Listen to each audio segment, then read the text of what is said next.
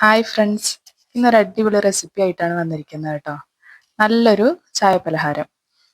നല്ല ചക്ക വെച്ചിട്ട്, നല്ല മധുരമുള്ള വരിക്കച്ചക്ക വെച്ചിട്ട് എങ്ങനെ കൊഴുക്കട്ട ഉണ്ടാക്കുന്നതെന്ന് നോക്കാം. അപ്പം ഇതിന് വേണ്ടിയിട്ട് ആദ്യം ഞാനൊരു പാൻ എടുത്തിട്ട് അതിലേക്ക് കുറച്ച് നെയ്യ് ഒഴിച്ചിട്ടുണ്ട്. നല്ല മധുരമുള്ള വരിക്കച്ചക്കയാണ് കേട്ടോ. ചെറുതായിട്ട് നുറുക്കിയെടുത്തിട്ടുണ്ട്. ഇനി നമുക്കിതൊന്ന് ഈ നെയ്യിലിട്ടിട്ട് നന്നായിട്ടൊന്ന് വഴറ്റിയെടുക്കണം. ചക്ക ചെറുതായിട്ടൊന്നിങ്ങനെ കടിക്കാൻ വേണ്ടിയിട്ടാണ് ഇത് നുറുക്കിയിട്ട് ചേർത്ത് കൊടുത്തിരിക്കുന്നത്. ഇനി ഇത് ഈ നെയ്യിലൊക്കെ ഒന്ന് കിടന്നിട്ട് നന്നായിട്ടൊന്ന് വഴണ്ട് ആ നെയ്യൊക്കെ ഒന്ന് അതിലേക്ക് പിടിക്കട്ടെ. ഇനി ഇതിലേക്ക് നമ്മൾ മധുരത്തിന് വേണ്ടിയിട്ട് കുറച്ച് ശർക്കര പാനി ചേർത്ത് കൊടുക്കുന്നുണ്ട്. ചക്കയ്ക്ക് തന്നെ അത്യാവശ്യം നല്ല മധുരം ഉണ്ട് കേട്ടോ. അപ്പോൾ ശർക്കര പാനി കുറച്ച് കുറഞ്ഞാലും കുഴപ്പമൊന്നുമില്ല. ഞാനൊരു 2 അച്ച് ശർക്കര ഉരുക്കിയതാണ് ചേർത്ത് കൊടുത്തിട്ടുള്ളത്. ഇനി ഇത് ഈ ശർക്കരപ്പാനിയിൽ കിടന്നിട്ട് നന്നായി ഒന്ന് വഴറ്റിയെടുക്കണം. ഇതിൻ്റെ ഈ വെള്ളമൊക്കെ ഒന്ന് വറ്റി ഇരിക്കണം.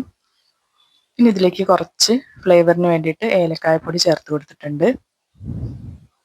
അപ്പോൾ ഇതൊന്ന് കുറുകിയ ഒരു രൂപത്തിലായിട്ടുണ്ട്. ഈ സമയത്ത് നമുക്ക് ഇതിലേക്ക് കുറച്ച് തേങ്ങ ചിരവിയത് ചേർത്ത് കൊടുക്കാം.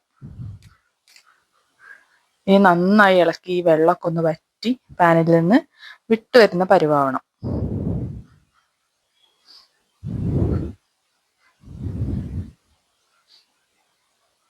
അപ്പോൾ ഇതാ കറക്റ്റ് പരുവായിട്ടുണ്ട് കേട്ടോ. നല്ല മണമാണ് ചക്കയുടെയും നെയ്യിൻ്റെയും ഏലക്കായുടെ ഒക്കെ.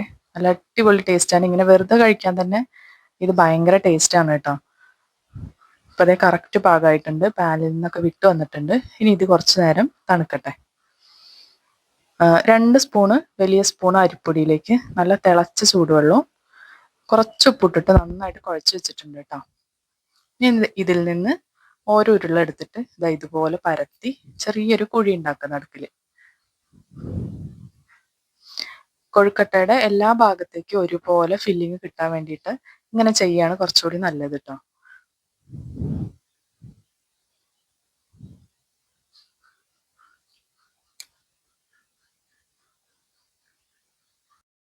ഇനി നമുക്കിതിലേക്ക് ഫില്ലിങ് വെച്ചു കൊടുക്കാം കേട്ടോ.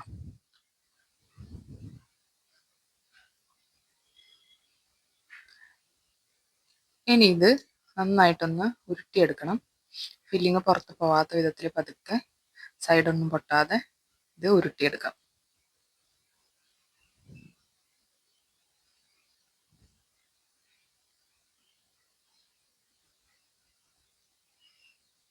ആവി കയറുമ്പോൾ സൈഡ് പൊട്ടാതിരിക്കാൻ വേണ്ടിയിട്ട് നന്നായിട്ട് സൈഡുകളൊക്കെ നോക്കി നല്ല റൗണ്ടായിട്ട് തന്നെ എടുക്കുക കേട്ടോ.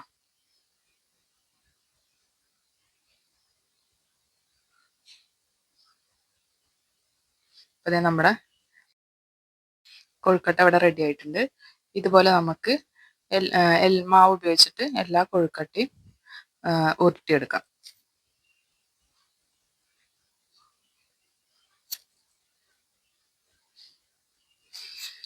ഇനി നമുക്കിത് ആവി കയറ്റാൻ വേണ്ടിയിട്ട് ഒരു ഇഡ്ഡലി ചെമ്പിൽ വയ്ക്കാം. ഒരു വാഴയില വെച്ചിട്ടാണ് ഞാനിത് ആവി കയറ്റാൻ എടുക്കുന്നത്.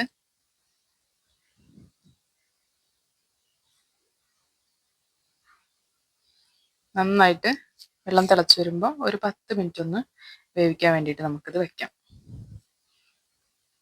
ഇപ്പോൾ ഇതാ കൊഴുക്കട്ടയൊക്കെ നന്നായിട്ട് വെന്ത് കിട്ടിയിട്ടുണ്ട് കേട്ടോ. നല്ല ചക്കയുടെ ടേസ്റ്റാണ്. നല്ല അടിപൊളി ടേസ്റ്റാണ് ചക്കയുടെ നെയ്യിൻ്റെയൊക്കെ. ചായക്കൊക്കെ നല്ല അടിപൊളി ടേസ്റ്റാണ്. അപ്പോൾ എല്ലാവരും ഒന്ന് ട്രൈ ചെയ്ത് നോക്കണേ.